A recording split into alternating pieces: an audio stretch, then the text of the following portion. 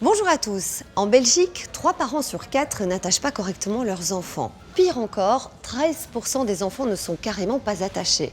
Comment adopter les bons réflexes? C'est maintenant dans Contact.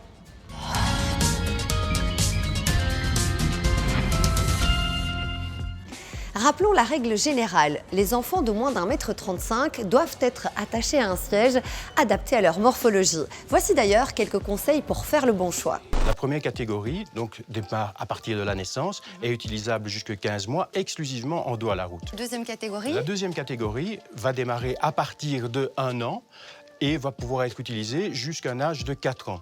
Il existe également dans cette catégorie-là des sièges auto qui se placeront également dos à la route, qui offrent toujours la meilleure sécurité. La troisième catégorie, en fait, est représentée par des systèmes de réhausseurs avec dossier qui permettent de mieux guider la ceinture et de protéger efficacement un enfant en cas de choc latéral. Après avoir fait le bon choix du siège auto, il reste à fixer ce siège auto dans la voiture et comment bien le faire, ne pas commettre d'erreur. L'idéal est toujours d'utiliser un système isofix qui va vous permettre de clipper votre siège auto dans les points isofixes de la voiture. À ce moment-là, vous évitez tout risque d'erreur. Par contre, il existe encore pas mal de systèmes qu'on va attacher avec des ceintures de sécurité. Et là, on peut commettre une erreur.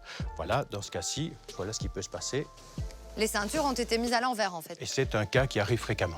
Avant de prendre la route, assurez-vous que votre enfant est bien attaché. Ne pas utiliser de siège auto est une infraction, cela peut vous coûter cher, mais surtout cela peut avoir de graves conséquences. Lors d'un accident à 50 km/h, l'impact correspond à 35 fois le poids de l'enfant.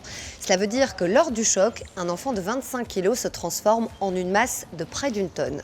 Alors on va mettre Oscar bien au fond du siège auto, comme ceci. On va chercher les sangles. Donc il faut absolument éviter qu'elles soient tordues. Donc mettre une sangle et l'attacher comme ceci, ça ne sert à rien.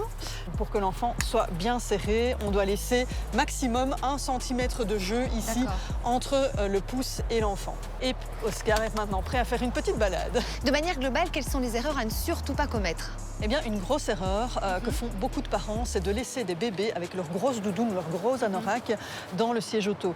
Ça rajoute du jeu au niveau des ceintures. Les enfants plus grands, donc évitez qu'ils s'attachent eux-mêmes et surveillez régulièrement dans le rétroviseur pour vérifier s'il n'y a pas la ceinture qui a glissé sur l'épaule et celle-ci qui sort du dispositif. Dans une voiture, vous pouvez transporter autant d'enfants qu'il y a de sièges passagers. Mais hors de question de porter votre enfant sur vos genoux et de l'attacher avec votre ceinture.